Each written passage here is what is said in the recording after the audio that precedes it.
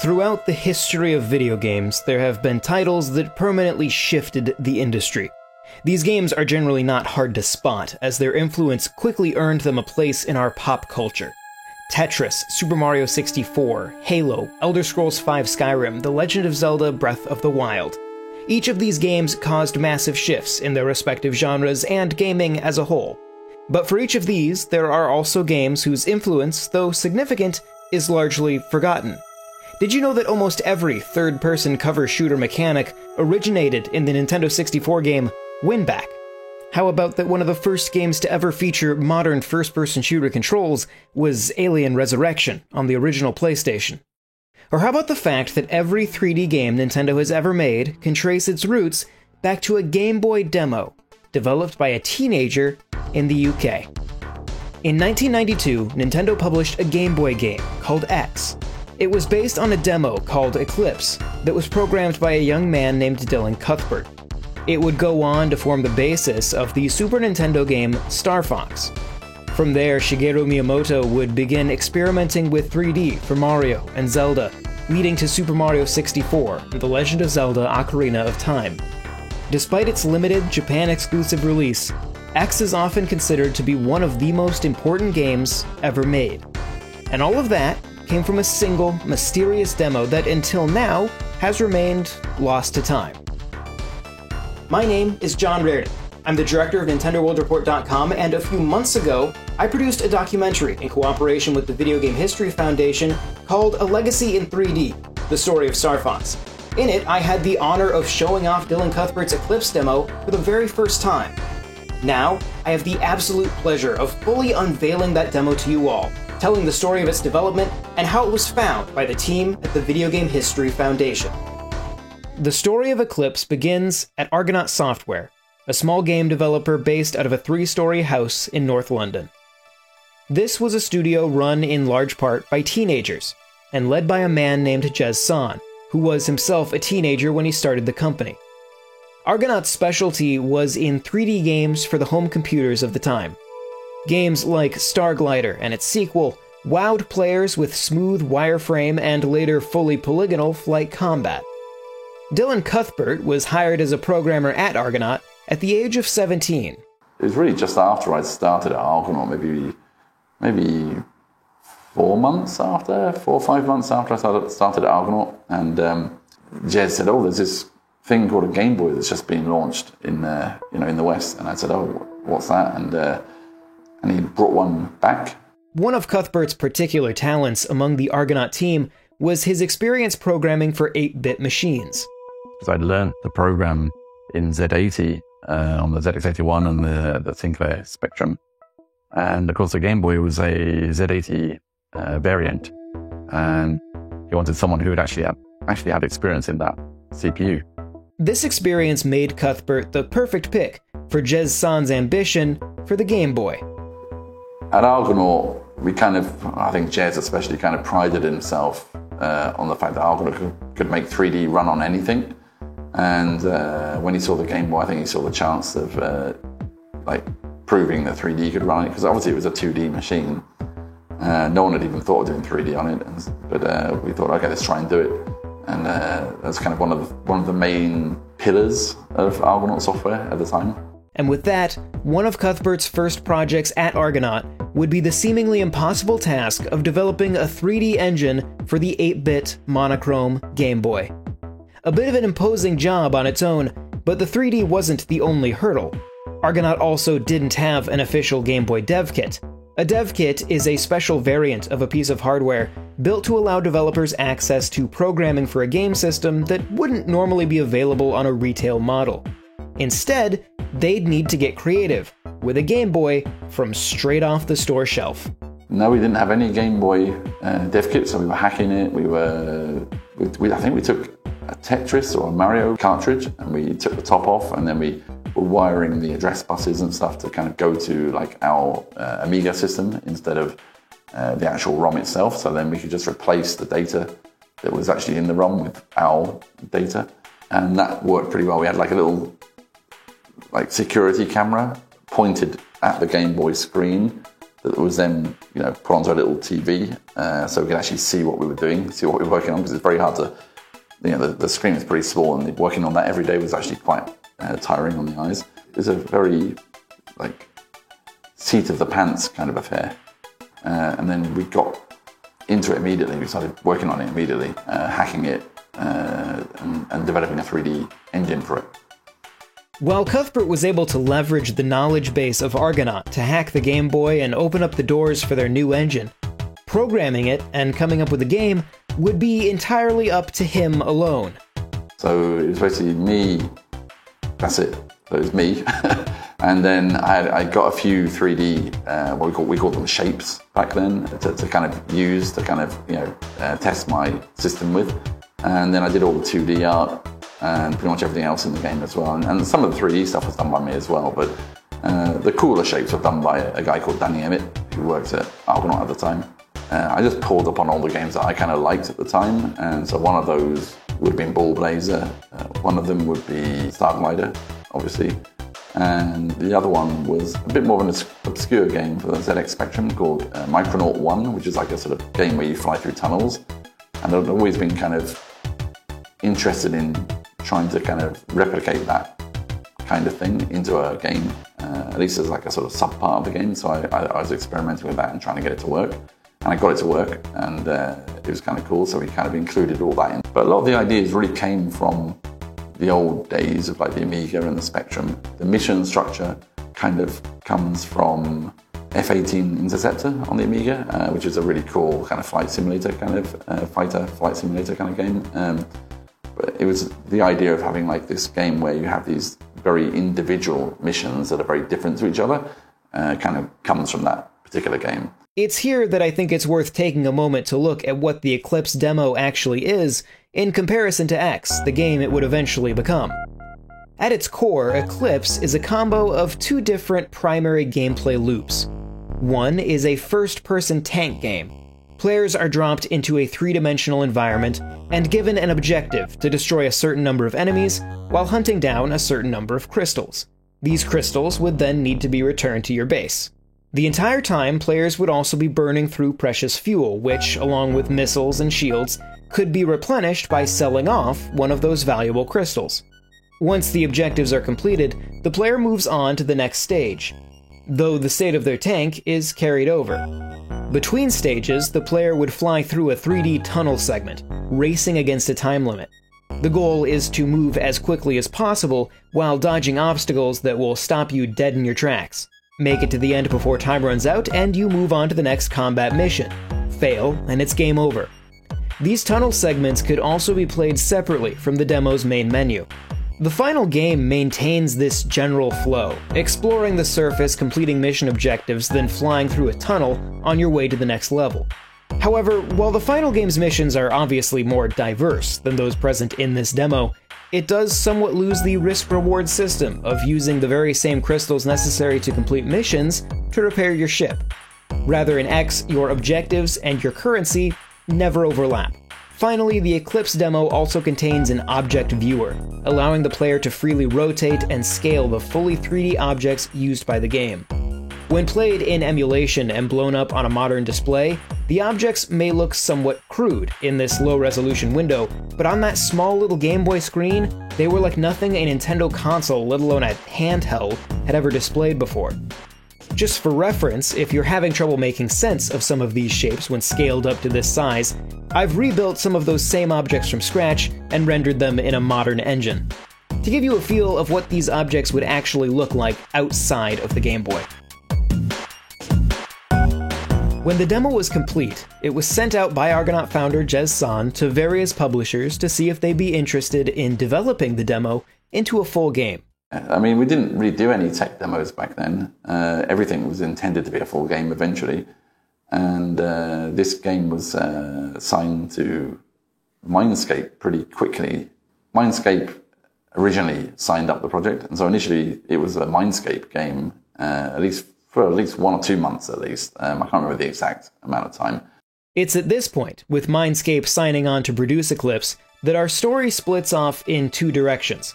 While Nintendo would of course eventually wind up producing Eclipse into a full game, Mindscape's time with the game would see the demo into the hands of a producer named Mark Flipman, and it would be Mark's daughter Michelle who would reach out to the Video Game History Foundation 30 years later.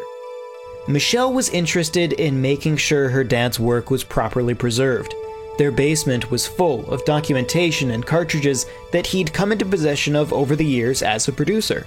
When she reached out online asking what to do, she was told to contact Frank Cifaldi and Kelsey Lewin of the Video Game History Foundation. So I got an email from Michelle. She's always been someone who's been fascinated with her dad's career. Mark had been producing games since, the late 80s, and she grew up in this environment where, he made games and toys and brought them home. And, she kind of had like, she had the cool dad at school, who made video games. I think she always kind of understood that his work is important. His work matters. This email was like generated by a robot that knows exactly how to get to us, Yeah, it was. It's a very good, it was a very easy wide net of yes, all of those things are interesting and important. So we will go check it out. Absolutely. We hopped on a call, we talked, we hopped on a plane. It was just after talking to her for a little while, Kelsey and I were like, yeah, this looks like good stuff. We knew that there were going to be some prototype or, unfinished video game cartridges. We knew that bare minimum, there were at least some games, from the sort of development period of the video game. And then we also knew there was a lot of paperwork, which for us, it tends to be the more, we are an archive of historical context and materials. So we really like the paperwork.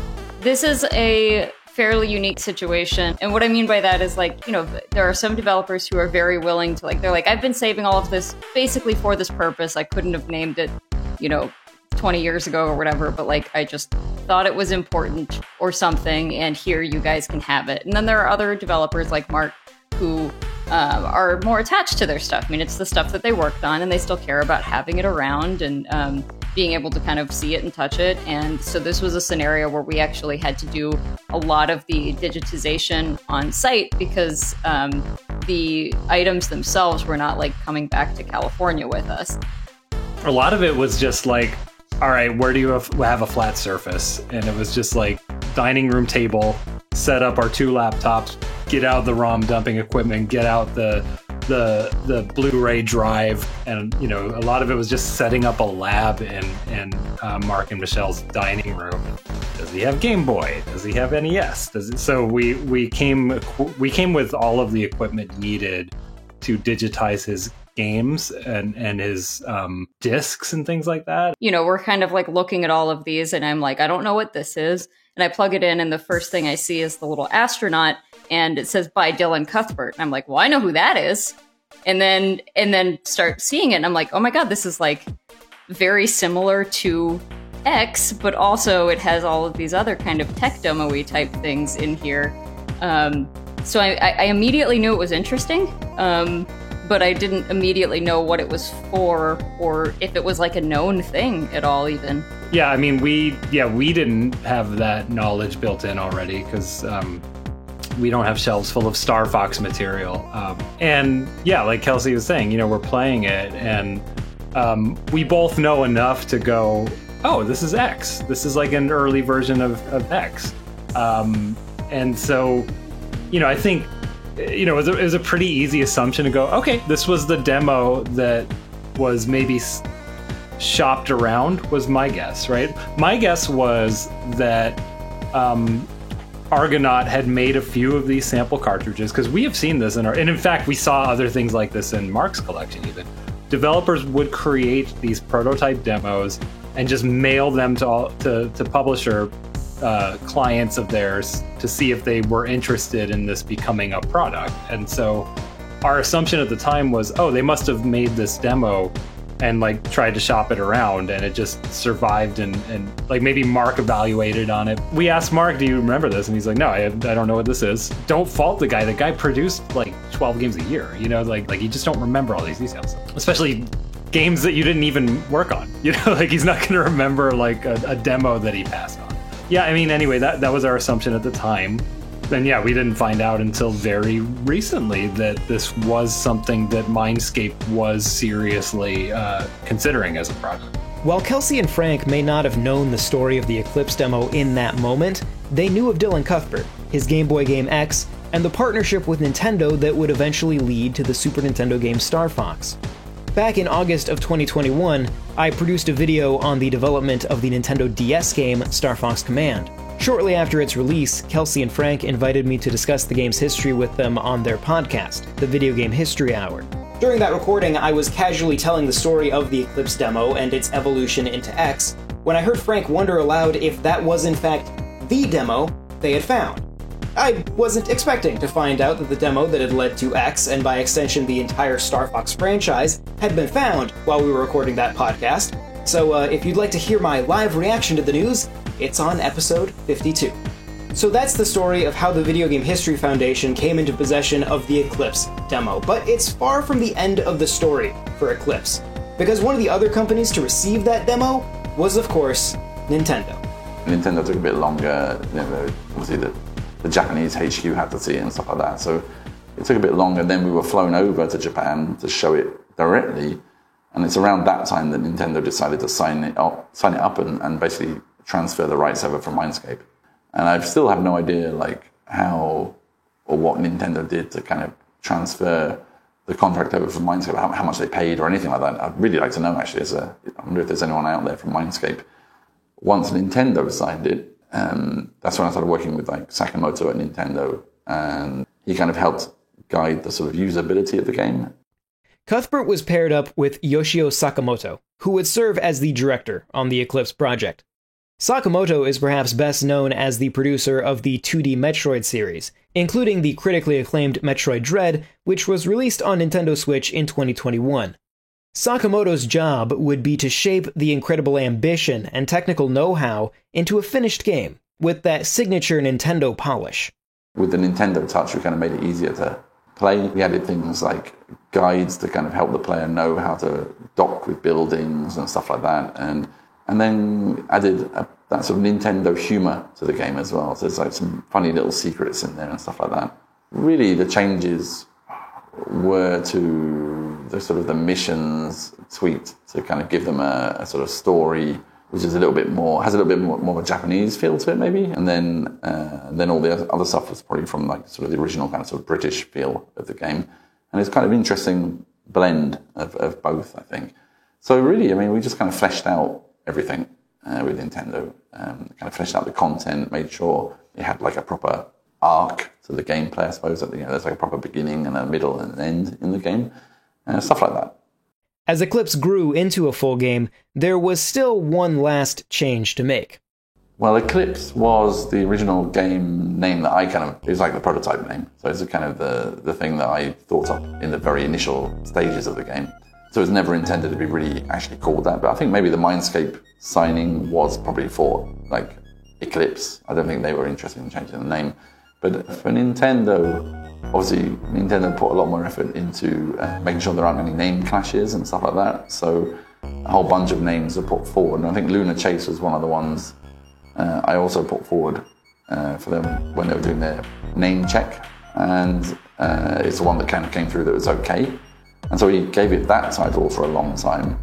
The name Lunar Chase stuck with the project for quite a while, to the point that the planned English release of the game, which eventually found its way online, still bears that original Lunar Chase title. For this reason, Lunar Chase is generally, to this day, still thought of as the unofficial Western title for the game. About a month or two before release, suddenly Yamauchi, after playing the game, Yamauchi, the CEO of Nintendo back in those days, he calls up Sakamoto at 8 a.m. or 7 a.m. in the morning, I think woke him up, he said, and basically said, okay, it's fine, but you've got to call the game X. And so Sakamoto came in that morning and came to my desk and said Yamauchi called me directly and said, we're calling the game X. Okay? I said, all right. And that was the name from there on. Despite never officially leaving Japan, X would go on to be regarded as one of the single most important games ever made. It spawned the creation of Star Fox and contributed to Nintendo's shift into focusing on 3D games. It helped launch the career of Dylan Cuthbert, who would go on to work with both Nintendo and Sony before starting his own company, Q Games, in 2001.